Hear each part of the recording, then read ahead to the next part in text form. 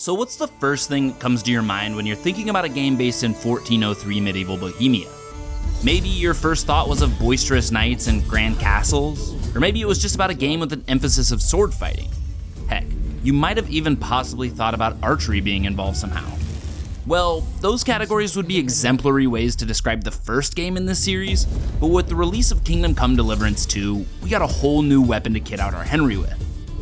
No, not that stinky pile of garbage, I'm talking about guns. Yes, in a game based in 1403 Bohemia, guns have made their grand arrival, a weapon I've been excited about since I'd seen it featured in the trailers. But what if these guns were your only option on the battlefield? Well, I aim to answer that question today, pun intended, as I set out to see if it is at all possible to beat Kingdom Come Deliverance 2 with only the pistol. Now, for a little background on these weapons, they aren't great, if I'm being honest.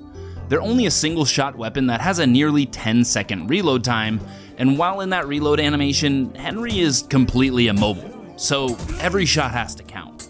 But if you do manage to connect your shots, one is really all you need. Also, if you cancel the reload at any point for any reason, you gotta start it all over again from the very beginning. Now, yes, you can carry multiple loaded pistols on you if you have a belt that supports multiple slots, but is that gonna be good enough to complete the entire game? A game with multiple big battles, sieges, and fights that pin you against multiple enemies trying to hack you down while you try and reload your gun? Well, let's find out. So first things first, I immediately failed this run by reviewing some swordplay basics with Hans through our scripted prologue sequences, even though I had no intention of using them for the remainder of this journey. Well, actually, it failed even before that, since the Godwin segments peppered throughout the game also don't give him a pistol to shoot with. But moving on. After letting him begrudgingly beat me in a 1v1, him and I got naked to bathe in the nearby pond, our camp gets assaulted by bandits, then we got stuck running around the woods in our underwear trying to avoid the rest of the angry men looking for us. Unfortunately, we do get caught up by one of these men, leading to Henry getting hurt pretty badly, but luckily we found solace in the care of a nearby herbalist woman named Bojenza. And after I'm somewhat taken care of and well enough to stand, I found that Hans was actually hurt pretty badly in a scuffle that happened shortly after we'd arrived.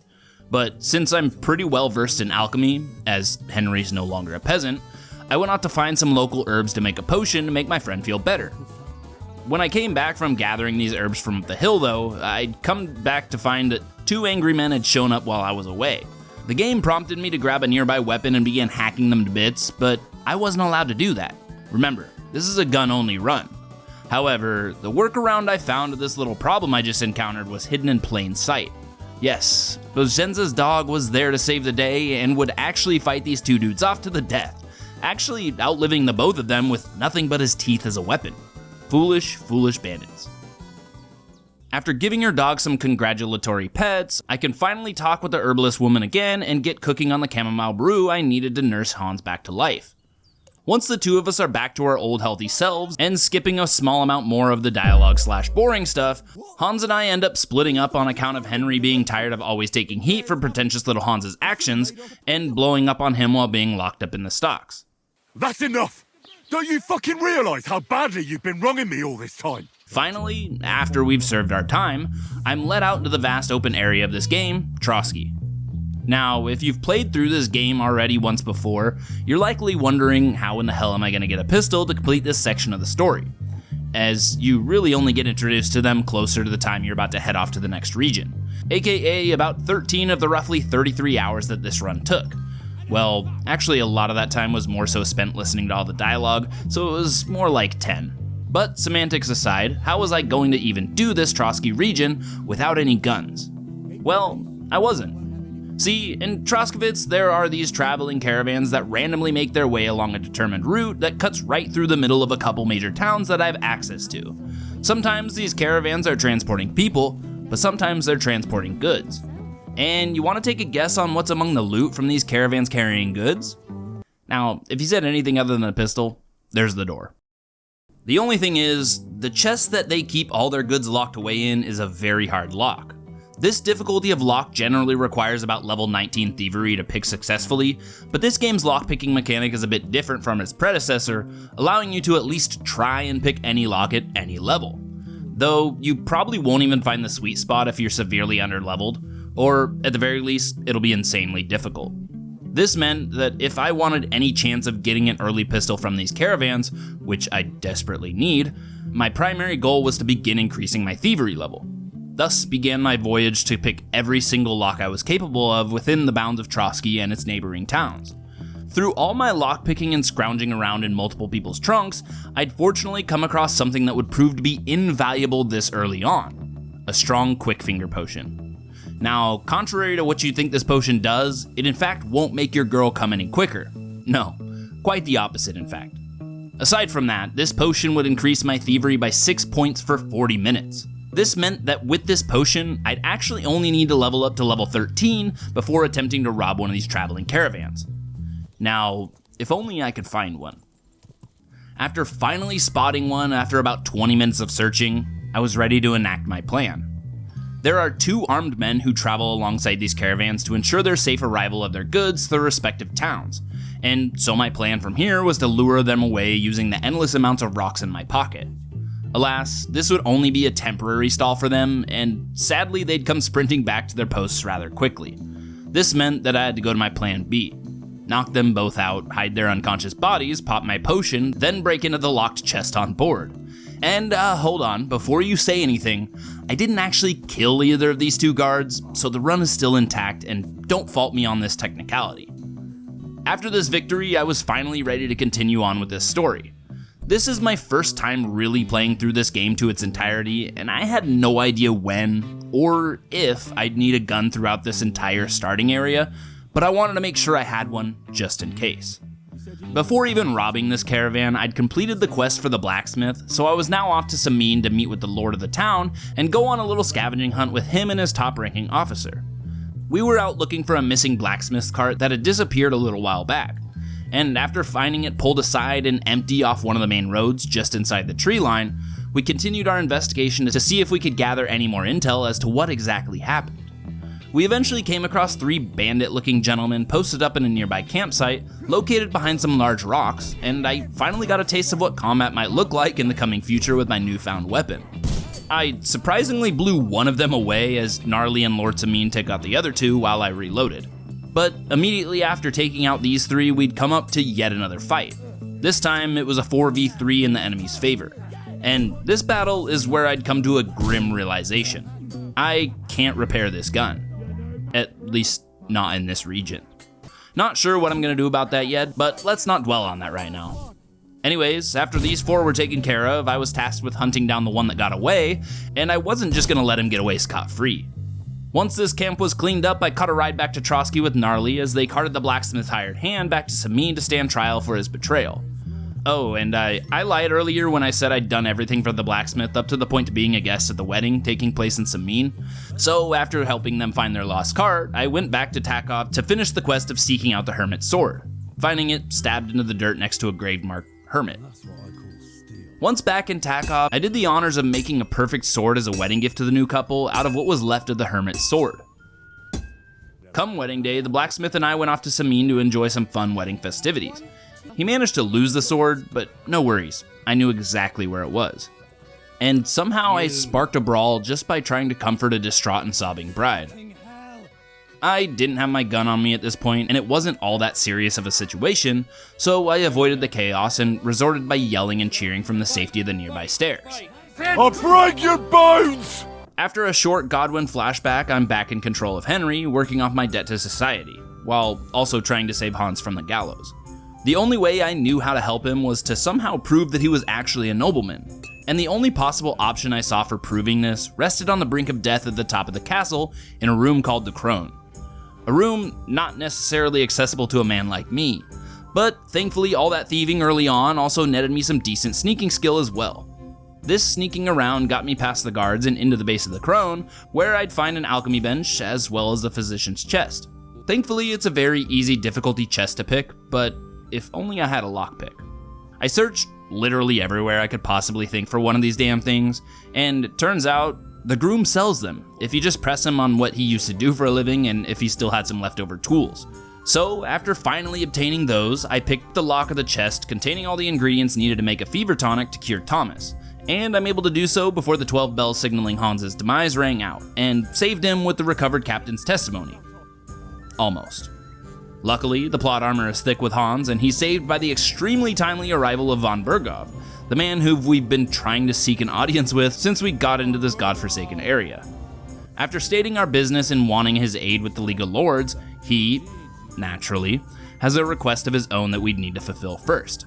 This sent Hans and I off to Nebekov to deliver a message to Yaromir. While Hans is in his meeting, I win a couple horse races totally fairly, win at a game of dice, and get intentionally annihilated in a friendly duel with Michael. Once Hans's meeting had ended, we went back to Troskowitz to torture some dude they'd captured who was apparently part of a small group of bandits causing havoc. Then we suited up for a raid on some mean, for some reason. I don't know, I didn't really pay attention too much to the story, though I probably should have since I seem to keep making all the wrong decisions. However, I never really ended up killing anyone myself, since I only got one bullet out of my gun in the time it took for the fight to start and end, and it didn't even end up hitting anyone. So after the town was taken over and we found Samin's son holed up in the attic, we torched that place to the ground and took off back to Troskowitz to report back to von Berghoff. After a good night's sleep with definitely zero nightmares, I'm up again and ready for more bloodshed. And so us and the troop from Troskowitz banded together and headed to Nebekov to commit a full frontal assault on their castle. Unlucky for us, there was a band of scoundrels expecting our arrival and attacked us in the forest, leading to some more of that action I was looking for. Now, I struggled quite a bit in this series of events as I had to juggle my ammo count, gun health, and make sure Hans didn't die. I managed to get to the bandit leader fight at the end of the road on a few occasions, but he put me in my place each time. On the first occasion I got to him, I had no gun since it had broken before the fight. The second time, he'd slaughter me with no remorse before the fight could even begin, but eventually I was able to make my way to him, get my gun out, and pop him right in his smug-ass face. Allegedly. I don't know, he was still upright and looking to swing on me, so I'm not sure that I hit him. Which led me to needing to find a spot to reload this stupid thing. But where could I even do this, though? It's literally an open field. Well, I cleverly used his men against him.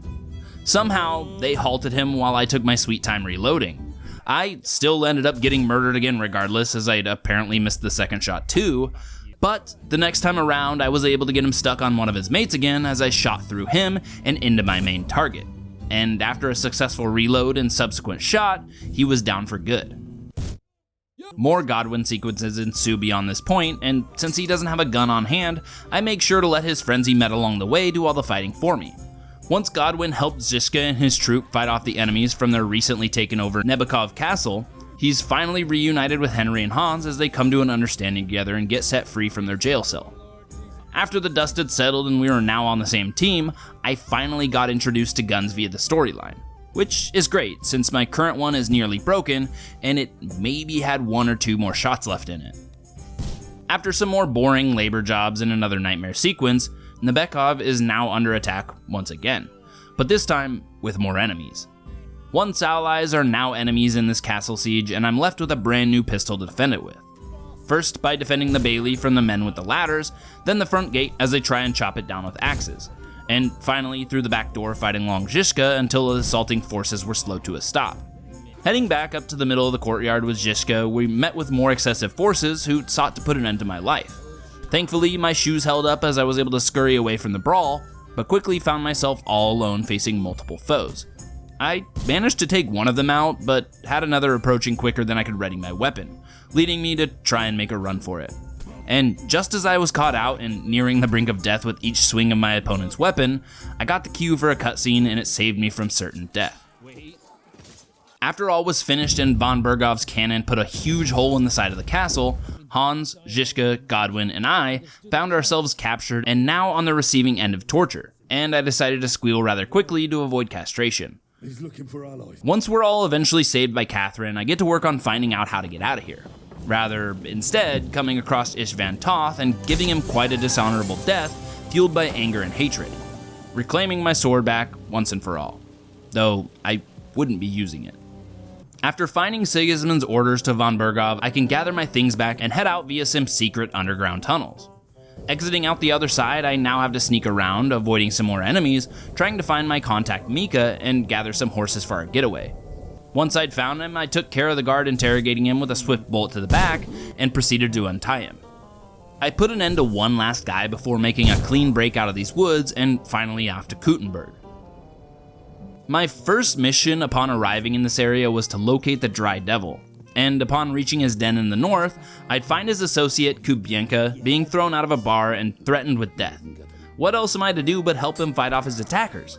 I did this by simply running away and trying to reload my weapon while Zhishka and Kubienka fend off the attackers rather quickly, not allowing me the time I needed to reload and provide my assistance. Once they're successfully fought off, I'm tasked with now accompanying Kubienka to an old camp of theirs to dig up some old weapons they'd stashed before the Dry Devil got caught. Getting back to Zhishka with the guns in tow, we're now set up alongside a road for an ambush of a transport carriage supposedly holding the devil.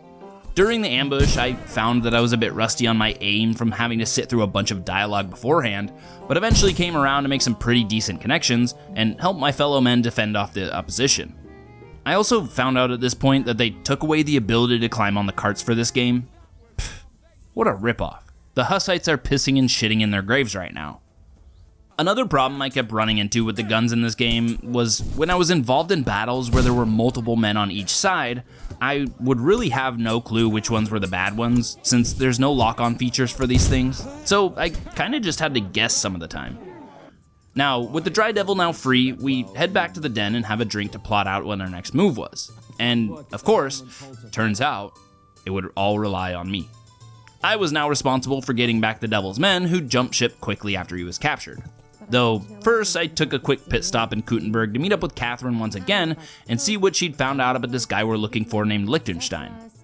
Back on my journey and just outside of Kuttenberg, I'd find the first member of the Dry Devil's troop, Bohuta. But he's now devoted to the cloth and no longer willing to be involved with the devil and his antics. Respectable. The next member I'd come across was Adder, and he was in quite a predicament. He was on the verge of being hanged when I arrived. The dude just couldn't keep it in his pants apparently. I'd reached him just as the angered husband of the woman he'd apparently slept with was stringing him up on a noose. And let me tell you, rescuing him was not an easy task. This fight pinned me into a 5v1 with all the men involved, while being on a strict time limit to dispose of them since Adder was being strangled as we fought. I'd try everything I could possibly think of to take care of the 5 of them, but nothing seemed to work. One of them would always manage to combo me to death before I could even fire off one of my shots. I tried running away to create some distance, they were faster.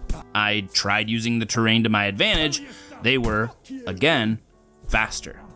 There was just no way I could do this all on my own with how long these guns took to reload. Until I'd eventually luck out and find a spot between 2 nearby rocks that would confuse the hell out of the AI, making it so that only one of them could approach me at any time.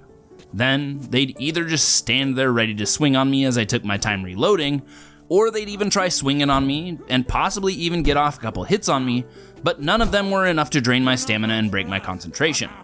Or, they'd just miss entirely, which was always welcome in my book. However, since there was a time restriction on this mission, as Adder struggled to breathe, I would need to make every shot count and have a perfect run to make it to him on time, which would eventually come. 2 of the Devil's men recruited, 3 more to go. Janosch was locked up in the pillory in Miskovitz, and the bailiff here wasn't too keen on letting him live much longer. So I lured the guards away and set the bastard free, escaping into the night with the guards chasing me down. Matthew was next, and the only lead I had on him was that there was a Matthew amongst a band of bandits who was terrorizing the local caravans on a trade route near Miskovitz. I set out to find this mysterious Matthew and eventually came across the group of miscreants, taking them out one by simply singling one of them out, popping a shot off into them, and escaping via my horse to lose their aggro. Now, this worked most of the time, but sometimes my stupid horse just wasn't willing to entertain my tactics. I eventually singled out and killed Matthew, but he wasn't the Matthew I was looking for. However, I did get the book the bailiff wanted, earning me some coin for my troubles. Ranyek was the last on my list, and unfortunately his body would be found at the bottom of a big pile of pig shit as he tried to escape his gambling debts, unfortunately getting swallowed by the muck of the pig pen instead. I gave the debtors his crossbow after I found him as payment, and buried him properly with the help of Behuda. And after getting most of the Dry Devil's gang back together, I was now back off to Kuttenberg to repair my weapon, and possibly stock up on some ammo and other guns. It turns out, these fuckers are expensive. settling on just purchasing some more scattershot ammo for now. I now needed to locate a man called Goatskin, who's hiding somewhere in this town. At least, according to the random dude I just paid 200 groschen to. In order to extract the information I actually wanted from Goatskin, I would also need to pay him, of course. Right now, I was getting pretty low on funds, so I instead spent the remaining money I did have on materials to make even more scattershot ammo. And once I'd made up a ton of ammo via alchemy, I was baited into my chat into going onto a rampage throughout the town, which would come to haunt me for a huge portion of this run to come. I did save before causing all this havoc, but I'd gained so much in terms of weapons, ammo, and money that I simply wasn't willing to go back from this. So now that I had plenty of money, I could pay off Goatskin for the information I needed on Samuel. Apparently, there's a Jewish section of Kuttenberg that I'd find him in, and after collecting all that I could from Goatskin, I was off to this section of town. Samuel, unfortunately, would lead me straight into a trap that I would immediately come to die from. Except, this is all scripted and I don't actually die. Shortly after, Sam and I become best friends, apparently, and there was a bunch of lore afterwards that I failed to pay attention to, so I'm not entirely sure what exactly happened. But what I did know was that my next mission was to meet with the Rutards. Yes, that's their name. I just so happened to show up while they were being attacked, so I helped them fend off their attackers for the chance of talking with them further after the fact. I needed their help locating Hans, and they needed my help locating some missing silver, and I'm sure you can all guess who got their answers first. After helping Christian with the count from the mines and finding Volkmar to kill him and his bodyguard, I was now on my way to locate Vavak and his secret mint. Once I'd cleared out the mint and found more incriminating evidence on Vavak, I went back to the Rutards to spill the beans on their mintmaster. After doing so, the Mintmaster himself shows up on the Rutard's palace and confronts us via some aggression, leading me to pop a few shots off into him and his men, ending with his pleas for us to yield. Now that I'd helped the Rutards with their problem, Rosa helps me find the secret pathway into Malashov to reunite with and rescue Hans.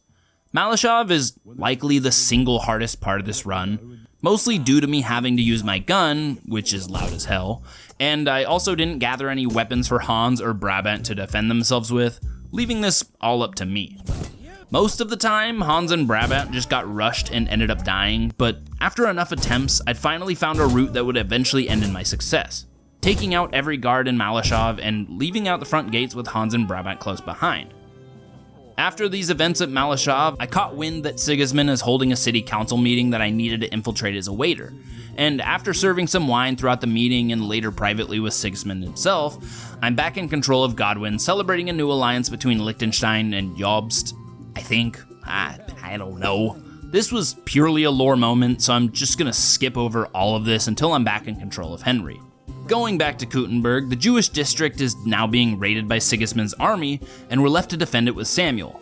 We first had to sneak in via some secret tunnels that led us into the tavern on this side of town. 4 enemies were in here that I'd need to take out with my gun, one being solo in the kitchen, and the other 3 being upstairs. Now, after meeting up with Samuel's mother and safely escorting her through the back alleys, I'm once again reunited with Sam and helped him fend off 2 more proggers looking for blood. The segment just beyond these 2 was where shit really hit the fan for me, and I wasn't sure I'd ever be able to make it past it. Here, Sam and I, as well as a few other disposable men, needed to defend the outside of the synagogue from an onslaught of men. I had very little room to move around and find safe places to reload, but trial after trial I was gaining some pretty good knowledge. Knowledge that would eventually help me choose which enemies I need to focus first, as they were the ones who would generally rush me if they'd got the chance. Also, finding out which of the men on my side weren't invincible, which was some key information to know. After escaping Kuttenberg and making it back to the Devil's Den, my next objective was to sneak into Sigismund's camp and do some quests involving some detective work and a little bit of combat, so I'm not really going to cover it much in this video. I found some AWOL soldiers from the leader of this camp, left them be, but collected the document I needed, and also made sure to clear Moose's name of a mysterious murder before moving on. I guess racism even existed back then. As I'd finished up with this camp and chose to move out alongside the Proggers, I previously told Catherine about this intended movement, and she relayed this to Zishka so he could plan an ambush of this convoy. This led to yet another skirmish between many men and myself. I found success here by first sprinting towards the outskirts of the fight and began taking out any ops that followed me, then made my way closer to the middle of the fight each time I'd kill another man. really only needing to end 2 of them while the rest of my allies took care of all the others. Once again, I was headed back to Malashov in hopes of capturing von Burgov. The Dry Devil suggested that we burn down the civilian village in order to create a distraction and lure some of the guards from the castle. This would allow us to thin the herd a bit easier. I didn't object to this, but kinda regretted doing so. I got some serious flashbacks as we torched these innocent villagers' homes. The use of only guns is made far easier when there are plenty of allies to distract my current target, while I take my sweet time readying my weapon. As we silently climbed over the walls to Malashov, I not so silently began the battle by shooting the man positioned at the front gate. While I did hit him square in the chest, it wasn't enough to kill him, thus alerting the entire fortress. After tons of missed shots on the archers up at the top of the battlements, the cannon finally hits true into the front gate that was barring our entry further. Now we could continue our raid into Malashov. To be fair, I don't think I personally killed any of the guards on the inside of this castle, but I did help distract them for my friends to do so that counts for something. After some lore, and more lore, I'm finally back in control. Rosa is guiding me back into her father's castle through a secret tunnel, and upon arrival, I'd come to find that there was now a group of lowlifes squatting inside ever since it was left unguarded.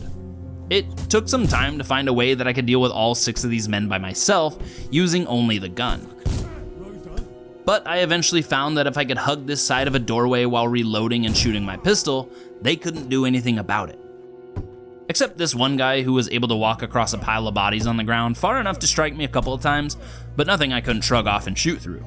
There were 3 more men inside who were quickly on my ass as soon as I opened the door, but I lured them down to the same spot as the first 6 and took care of them there. Moving on upstairs to give a surprise to the last remaining one, trying to bash his way into Rose's bedroom. After some more lore dumps, I'm back in Kuttenberg looking for Vavak's help, getting the key to the royal treasury. Unfortunately, all I'd find was Christian in Vavak's house, who was mad that I squealed on him about the secret mint. This led to a 3v1 against him and his guards, but by using the table in the middle of the room, I'm able to scam these men out of their lives and find the key to the treasury in the shit pile inside the outhouse located out back. Tunneling through a secret crypt inside the Rutard's castle was the way we'd planned to sneak everyone into the royal treasury, and after taking care of the 2 looters down here and marking the spot, I could report back to Zizka. I moved on from this to chase down the Italian count on horseback, leading to his unfortunate death by adder.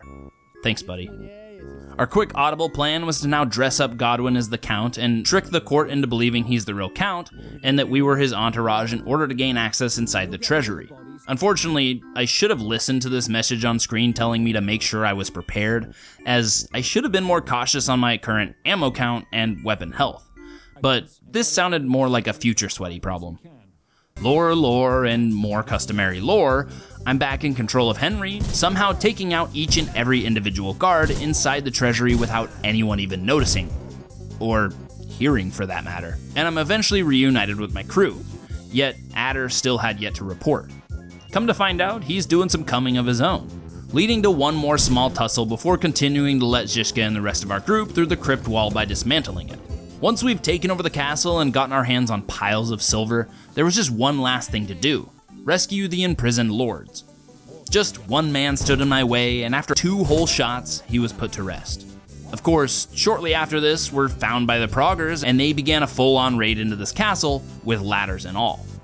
My job was simple: take care of the ladders as soon as they'd put them up, then move on to defend the court from the flood of soldiers pouring in through the front gate.